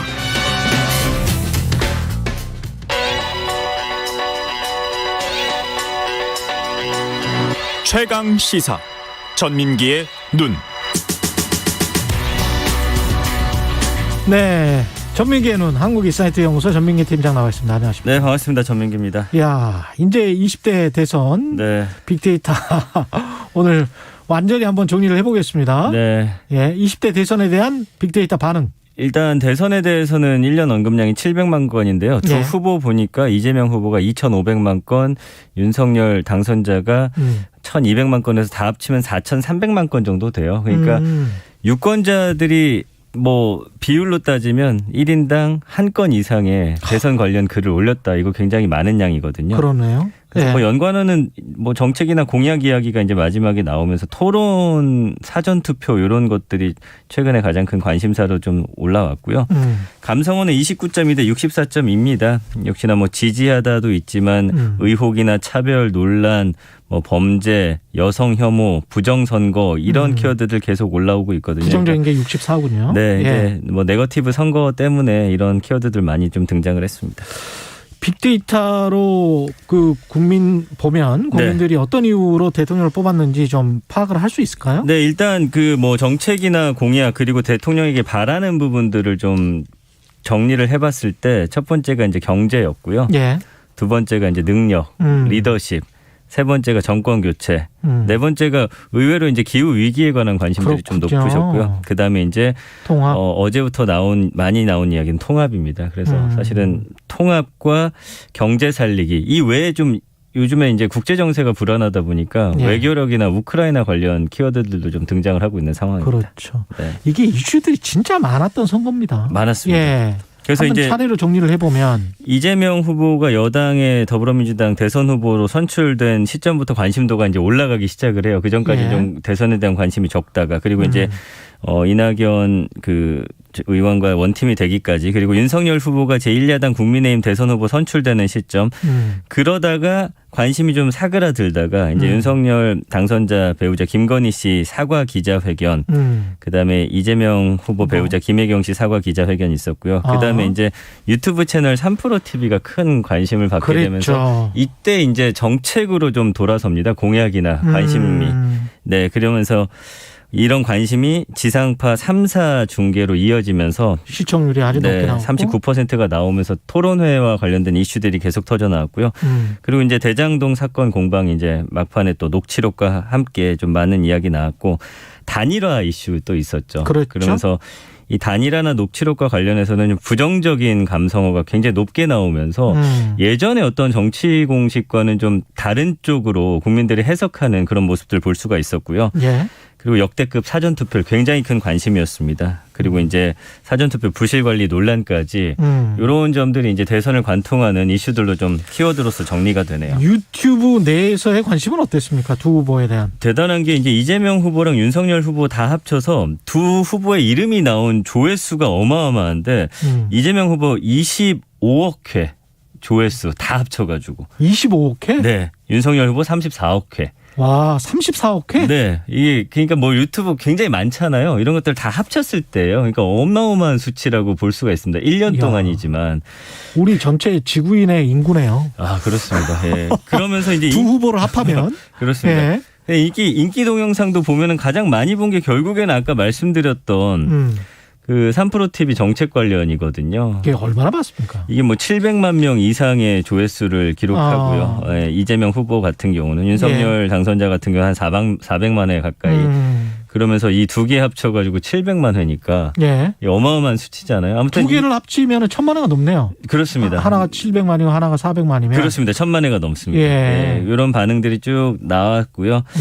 아무튼 이걸 바탕으로 해서 어쨌든 정책과 공약에 대한 이야기 나왔다라는 게 이번에 좀 큰 어떤 변곡점이 된 것 같습니다. 이번에 그 선거 막판에 분석을 하면서 빅데이터로 대통령 당선 예측할 수 있다. 그래가지고 SNS에 많이 돌았었거든요. 맞습니다. 맞습니다. 어떤 추이가 있었습니까?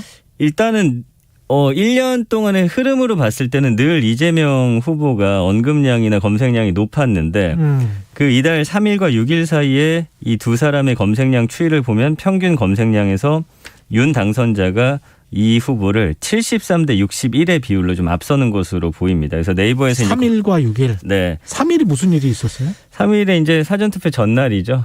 단일화. 단일화부터 해가지고 사전투표 끝난 이후에 뭐 녹취록까지 쭉 이어졌고요. 그리고 이제 단일화했을 때가 이제 가장 100으로서 가장 많은 관심을 받은 수치를 기록했고요. 이게 이제 그 다음도 똑같습니다. 그 카카오 관련해서도 윤 후보가 좀 앞섰는데 구글만 이 후보가 좀 앞서는 것으로 나왔습니다. 그래서 마지막에 이제 검색되면서 연관 검색어로 가장 많이 보셨던 게 이 후보는 기축통화, 옆집, 젤렌스키, 우크라이나, 윤 후보는 어퍼컷, 인이어, 소가죽, 무당. 결국에는 또 이런 부정적인 이슈들에 대해서 좀 더 깊이 들여다보는 모습들이 있었어요. 예. 실언과 실책과 관련된 단어들이었거든요. 그러니까 이런 것들 보면서 최후에 누구를 뽑을지에 대해서 좀 고심하는 그런 흔적이 보이지 않았나. 그러니까 누가 더 잘못했나를 좀 따지는 그런 식의 검색이었다라고 분석이 됩니다. 그다음에 이번에 뭐 대댓글 분석을 통해서 당선자 예측이 됐었습니까? 이게 이제 타 방송사에서 한 거긴 한데 AI가 하고 빅데이터를 통해서 헤비 댓글을 많이 쓰는 사람들의 성향을 AI로 분석을 해서 이재명계 윤석열계로 나눈 거예요. 3,700명을 뽑아가지고 그랬을 때 어떤 사안이 터졌을 때 예를 들어서 뭐 이재명 후보의 이슈 거기에 댓글이 달리고 그 밑에 이제 대댓글은 주로 이제 지지하거나 그걸 방어하는 목적으로 많이 올라오거든요. 그 대댓글이 많을수록 지지율은 하락한다라는 수치. 그걸 이제 반대로 돌아가는 거예요. 대댓글이 많을수록 지지율이 하락한다. 그래서 그 그래프를 봤더니 이 모양새가 정확히 일치하는 거죠. 근데 이제 마지막에 이재명 후보가 윤석열 당선자를 아주 살짝 대댓글에서 역전하는 그 추이가 보여지면서 이재명 후보가 대댓글이 훨씬 많았다. 예, 그래서 좀 물론 훨씬은 아니지만 살짝 많았다. 그래서 어쨌든 결과하고 이게 지나고 보니 좀 일치한다 이런 게 좀 앞으로 좀 이슈가 될 것 같습니다. 그래서 앞으로 이거를 분석한 기관이 있거든요. 예. 앞으로의 뭐 선거에서도 이게 맞는지 추이를 보는 것도 좀 흥미로운 부분일 것 같습니다. 모든 콘텐츠에 다 그래요? 아니면 3,700명을 모든 콘텐츠에서 이렇게 뽑아가지고 그 사람들만 계속 추적을 한 거예요? 이 사람들 계속 추적한 거예요. 이 사람들만? 네네네. 이거는 어떻게 추적을 합니까? 그러니까 그 이제 뭐 정확한 기술은 제가 뭐 지금 말씀드리기는 제가 정확히는 몰라서. 근데 어쨌든 이 사람들 가장 많이 다는 사람들이 있을 거 아니에요. 아이디를 이제 추적해가지고. 네네네. 그분들이 뭐 예를 들어서 지금 댓글을 다는 사람이 1%고 그 중에서도 많이 사는 사람들이 제 기억으로는 0.9% 정도 되는데 이 사람들을 뽑아낸 거예요. 그래서 성향을 정확히 반으로 가르거든요. 왜냐하면 댓글의 그 내용들을 봤을 때 유추할 수 있기 때문입니다. 재밌네요. 네. 예, 한국인사이트 연구소의 전민기 팀장이었습니다. 고맙습니다. 감사합니다. 예, 3월 10일 목요일 KBS 1라디오 최경련의 최강시사 오늘 여기까지고요. 저는 KBS 최경련 기자였습니다. 내일 아침 7시 10분에 다시 돌아오겠습니다. 고맙습니다.